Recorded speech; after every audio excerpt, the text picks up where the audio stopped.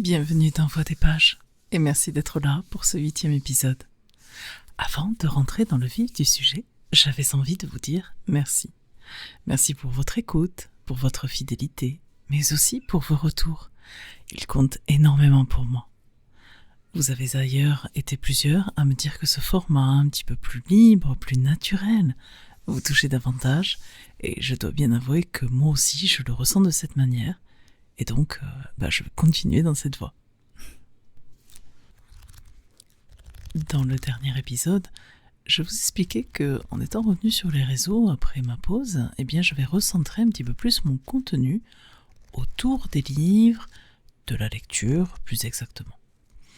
Et je parlais donc de virage. Mais en réalité, ce n'était pas vraiment ça. Parce que le livre, il a toujours été là finalement. Et quand on regarde dans mes anciens contenus ASMR, bien avant que véritablement la lecture, la littérature prennent toute la place, le livre, je le tapotais déjà. Je faisais glisser mes doigts sur les couvertures, voire des plumes aussi, sur des tracings autour des titres par exemple, ou des dessins sur les couvertures de bande dessinée. Je tournais aussi les pages, lentement. Parfois même en direct sur Twitch, je vous ai fait des lectures. Donc il y avait déjà depuis longtemps finalement ce rapport à l'objet et au son. La différence, c'est qu'aujourd'hui, j'ai décidé de mettre un petit peu plus au centre, un petit peu plus en avant les histoires à l'intérieur.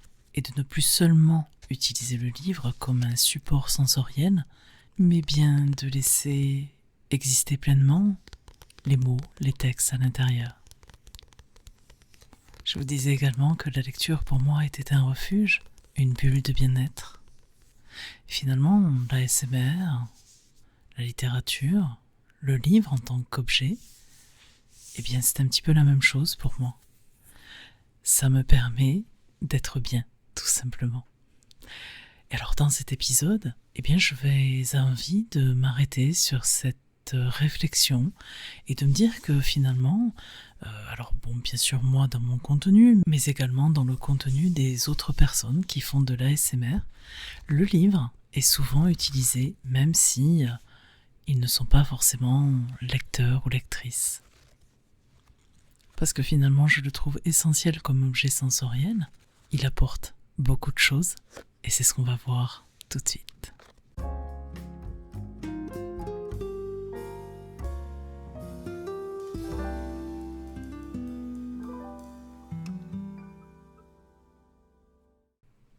Pourquoi le livre est un support ASMR si puissant ? Peut-être parce que, tout d'abord, c'est le son. Forcément, le son qu'il produit, et puis ils sont nombreux ces sons, il peut y en avoir plusieurs. Suivant sa couverture, là j'ai par exemple dans mes mains une BD, ou alors celui-ci. C'est un autre format de livre. Donc voilà, il n'y aura pas la même réaction, la même manière de faire. On peut, là j'ai tapoté, mais on peut bien sûr aussi toucher. Donc la couverture va y être pour beaucoup une couverture rigide, plus souple. Ça ne va pas être les mêmes sons. Tout comme un livre plus ancien, avec une reliure peut-être plus épaisse, plus marquée. Donc là encore des sons différents, un gros volume ou un volume plus fin, etc. Donc tout ça c'est vraiment de très très bons sons et je trouve que chaque livre a un petit peu sa personnalité du coup. Puis viennent ensuite les gestes. C'est vrai que ouvrir un livre, le feuilleter, tourner les pages, ce frottement comme ça, léger du papier que l'on voit, et puis que l'on entend aussi, ça fait d'autres sons encore également, et finalement, on a l'effet sonore et le visuel, et ça apaise, encore une fois, beaucoup, et immédiatement. Je vous parlais aussi tout à l'heure du tracing, le fait de suivre les lettres du titre, par exemple, du bout des doigts, ou avec un autre objet. Alors souvent on va utiliser un pinceau, une plume.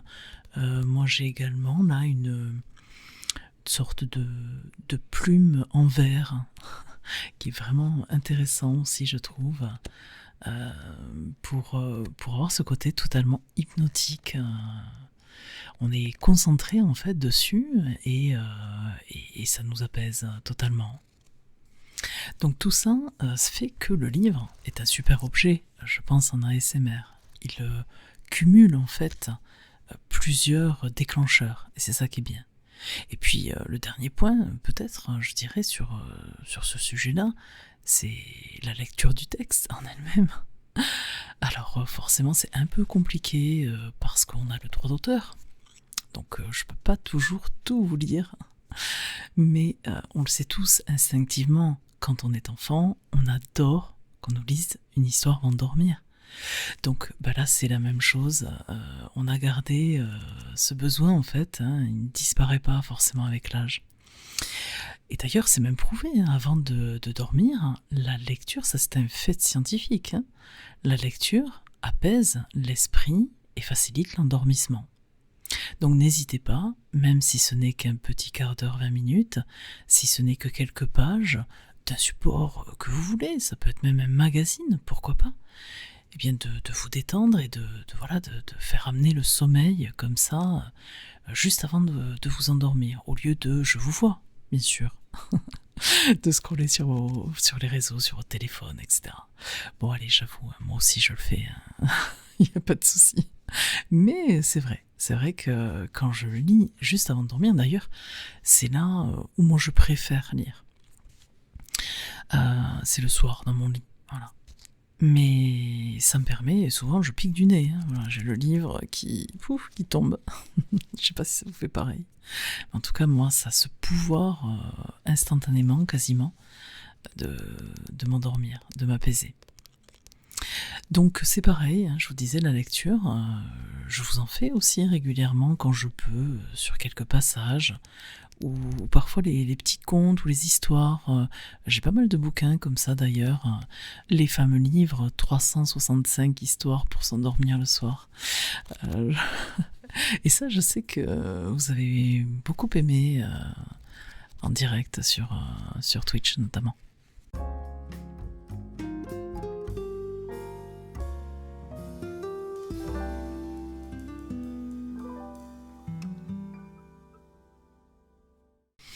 Alors bien sûr, je parle d'histoires, de romans ou d'un autre support, même que ça soit BD ou manga, peu importe.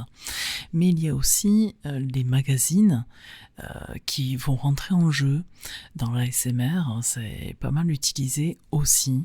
Donc ça va avoir un son différent au niveau des pages, le feuilletage, etc., le rythme, le visuel aussi bien sûr va être un petit peu également différent, on va être beaucoup plus sur des photos, on peut lire également quelques titres, quelques articles, c'est très intéressant je trouve aussi, tout à fait hypnotique également, regardez comme ça les pages se tourner, observer les images, les textes, donc ça c'est génial. Et puis je trouve que le magazine se porte très bien pour être un support en fait détourné, et ça je sais qu'aussi vous adorez. Ça va être par exemple le coiffage de magazine. On prend une page comme ça, on en profite pour faire un peu de page turning, et puis on tombe sur une mannequin, et là on va commencer à la coiffer, voire la maquiller, et avoir cette attention comme ça sur cette photographie, et bien ça permet un très très grand... je sais, moi c'est des vidéos que j'aime beaucoup aussi regarder. J'en ai quelques-unes qui m'accompagnent, donc d'autres personnes qui font de l'ASMR, qui m'accompagnent véritablement et très régulièrement dans mon sommeil. Alors même si on ne lit pas véritablement à ce moment-là, eh bien il y a quand même, moi ce que j'aime c'est que ce lien finalement il reste Vous voyez, on n'a pas complètement abandonné le support. On continue d'interagir avec lui, de le toucher, de le regarder, de lui accorder du temps. Et pour moi, ça c'est important parce que j'estime que toutes les lectures comptent. Que ça soit, oui bien sûr, on parle souvent du roman, mais je vous parle aussi beaucoup de BD, de mangas, de magazines. Également, il y en a des très intéressants. La lecture d'articles, etc. Tout ça, ou la manière détournée, comme on disait à l'instant. Tout ça, eh bien pour moi, c'est lire. Et je ne suis pas du tout élitiste en fait dans ma manière d'aborder le livre. C'est pour ça qu'encore une fois, eh bien, je trouvais que finalement, faire revivre le livre un petit peu plus intensément dans mon contenu de bien-être et d'ASMR, c'était pas complètement fou en fait l'idée.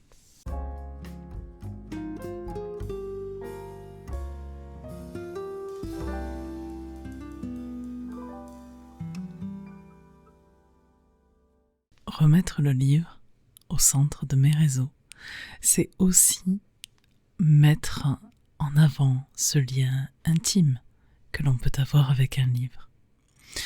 Alors encore une fois, si vous ne lisez pas ou très peu, eh bien ce n'est pas très grave parce que si l'ASMR peut être une passerelle, alors elle a toute sa légitimité. Donc ça ne vous fera peut-être pas lire davantage, mais en tout cas, le simple fait de garder le contact avec l'objet en lui-même, avec le livre, sa présence, eh bien je me dis que c'est déjà pas mal. Et c'est pour cette raison que j'ai beaucoup aimé en fait faire plus revivre le livre sur mes réseaux.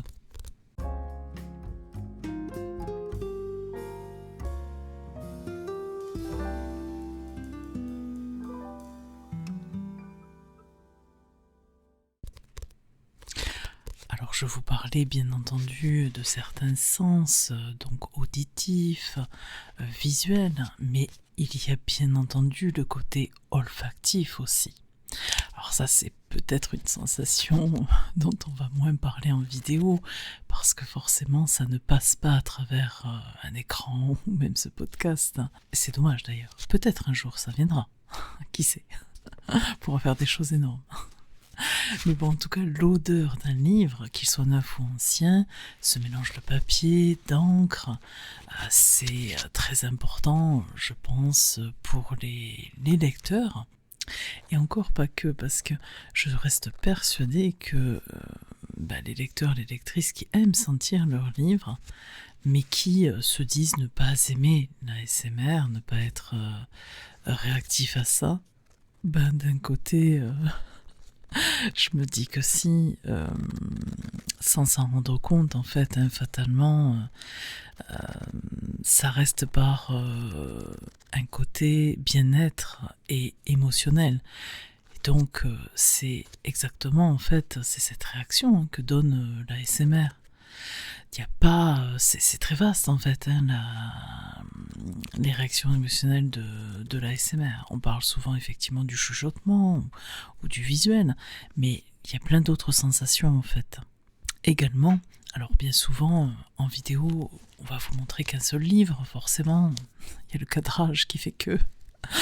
Mais moi, je sais que, par exemple, dans toutes mes pièces de la maison, il y a des livres. Et regarder, toucher comme ça, voir mes bibliothèques qui débordent, on est d'accord. Elles sont pleines dans chaque pièce, j'ai des livres partout, il y a même parfois des piles, allez je vous avoue ça, mais il y a même parfois des piles dans les chambres. Dans les chambres c'est vrai que je n'ai pas de bibliothèque, mais j'ai des piles de livres, donc voilà. Et rien que tout ça, bien les voir, les toucher, comme on disait, sentir toute cette présence, cette chaleur, et bien personnellement, moi en tout cas ça me rassure énormément, ça m'apaise, et je me verrai pas, absolument pas, vivre dans une maison sans livres. C'est quelque chose d'impossible pour moi en tout cas. Donc je pense que c'est deux raisons un petit peu oubliées, parce que forcément ça ne passe pas encore une fois à travers la vidéo, ça apporte aussi ce bien-être et ce côté totalement... enfin voilà, le livre a totalement sa place, je dirais, encore une fois, avec ces deux sens dans la l'ASMR.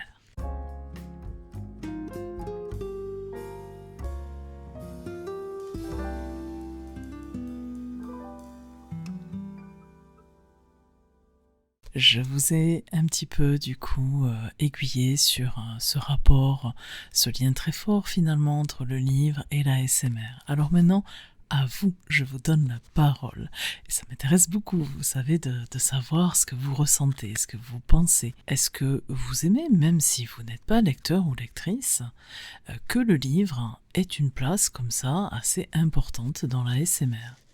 Est-ce que le bruit des pages, par exemple, vous apaise, les lectures, le feuilletage, comme on disait tout à l'heure? Regardez.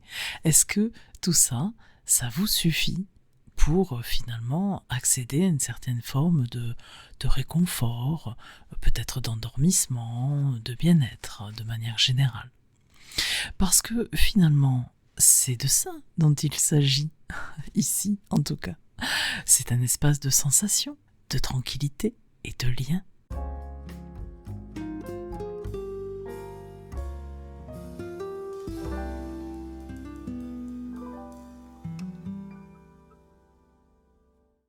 Alors voilà, finalement, bien écoutez, si le livre trouve si naturellement sa place dans la l'ASMR, c'est peut-être parce qu'il parle déjà d'un langage de calme, de tranquillité, de bien-être. Il se laisse ouvrir, toucher, feuilleter, écouter. Donc qu'on le lise seul, qu'on se contente de tourner les pages, qu'on le regarde, qu'on le tienne, eh bien le lien est là. Et dans un monde où peut-être tout va un petit peu trop vite, où les écrans prennent de plus en plus de place, eh bien ce livre, il reste un objet de lenteur, un objet un petit peu méditatif, une bulle, qui invite à ralentir, à se poser, à ressentir. Alors, en plus, moi, personnellement, je suis une lectrice, entre guillemets, lente. Je ne prône absolument pas le fait, après, encore une fois, chacun fait comme il l'entend, comme il le ressent, bien entendu, mais je ne prône pas le fait de la lecture rapide, hein, de voilà, lire toujours plus vite, etc. C'est vraiment pas mon truc. Alors si l'ASMR est bien peut-être une façon de préserver ce lien, même de manière détournée, alors je pense qu'il est utile et précieux. Merci en tout cas d'avoir pris ce temps avec moi, d'avoir écouté cet épisode. N'hésitez pas encore une fois à partager votre ressenti, vos habitudes, votre rapport au livre, même s'il est lointain et même s'il est imparfait. Il n'y a pas de jugement ici que de la bienveillance. On se retrouve très bientôt pour un nouvel épisode. D'ici là, prenez grand soin de vous et peut-être laissez écouter les pages continuer de vous murmurer de très belles histoires.